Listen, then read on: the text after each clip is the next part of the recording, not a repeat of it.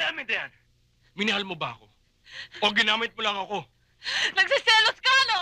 Bakit kinakailangan saktan mo pa ako? Hindi ako nagsiselos! Nagagalit ako! Nung una, wala ka dito. Pero natutunan kitang mahalin.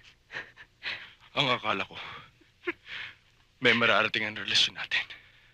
Pero kahit sino lalaki makasama mo sa buhay mo, magagalit dahil sa kalandian mo! Nitawag mo ako malandi!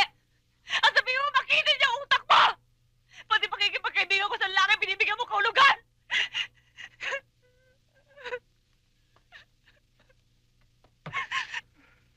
Nang malaman mo na mas mabuti ang hagdanan ng puting yun, hindi mo na siya inawanan. Anong kapalit niyan, Dayan? International prestige in modeling? Marriage? A fat bank account? Baka hindi mo alam. May asawa ng puting yun. Sayang. Sayang, Dayan. Handa na sana akong magpakasal sa'yo.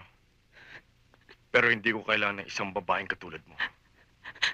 You're nothing but a professional.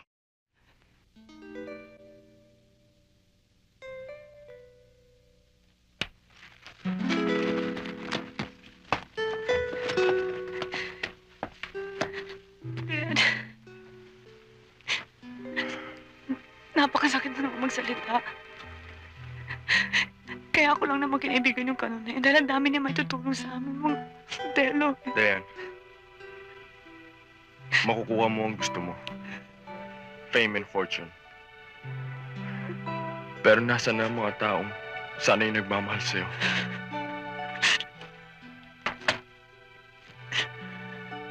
Nasaan ang kagaya ko? Nasaan ang iyong ina? Anong mangyayari sa'yo pagdating ng dulo? Wala ka na mababalikan.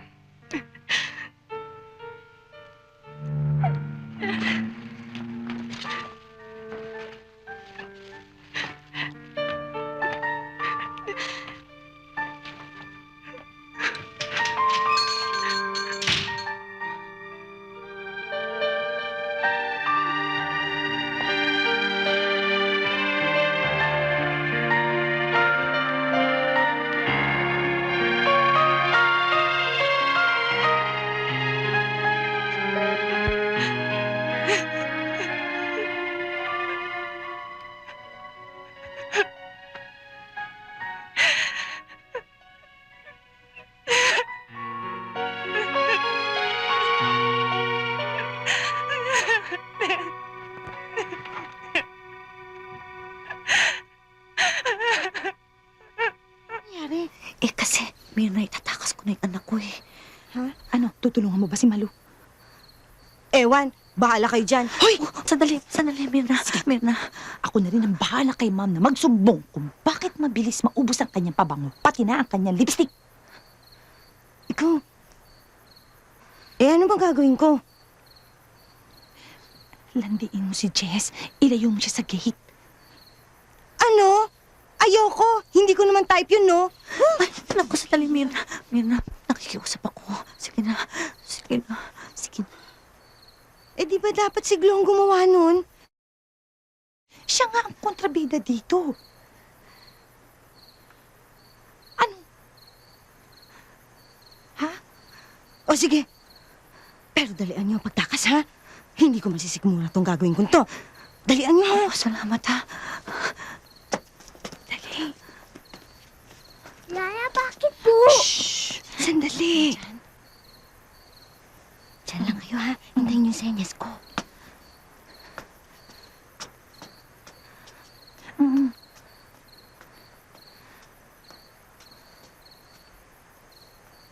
Hi, Jess. Oh, Mirna, Gising ka ano pa rin ginagawa mo pala. rito? Kasing init-init dun sa kwarto namin. Tingnan mo, Oh?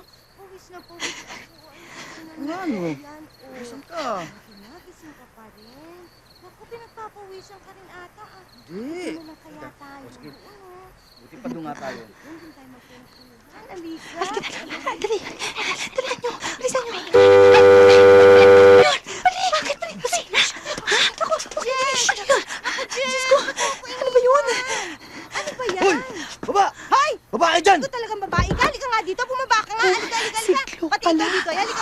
Bumaba kayo dyan. Pambihira. Ang kakapal ng mukha nyo? Naku, ikaw babae ka? Kung saan-saan ka nagpapaano at kung kanila ha? Susan, Naku, ano to? ako malandi. Ako naman, Didoy. bakit si Jess naglalandi mo? Paano kayo ngayon yan? Masyadong mahilig. Naku, isusumbong ako. Isusumbong ka pala. Naku, Jess, pasok mo na nga yung dalawang yan. Hindi na kayo nahiya. Pasok! Pumasok nga sa Ano bang gagawin natin? May araw ka rin! Pahamak talaga yung siglo, kahit kailan. Ano kayo babae niyan? Landi! Mas malandi ka! Mas bastos ka! Ano ka ba? Sabi niya, bitawan mo ako eh. Ano? Naku, mukhang hindi yata natin pwedeng ituloy ngayon. Gising na si Jess eh. Naku, yan kasi siglo. Napakalandi. Ano? Teka muna. Ha? Malu? Pinakitay na si Nando sa labas. May iba pa namang araw. Saka na lang natin ituloy ulit. Pasok mo muna si Marco sa kanyang kwarto para hindi tayo malata, ha? Di bali, may iba pa namang araw.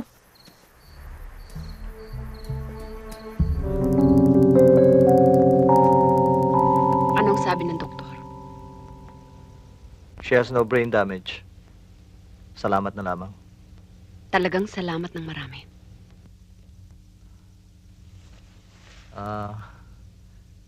May kakilala akong doktor na espesyalista na pwedeng tumingin sa kanya. Ako na ang kukontak ng doktor.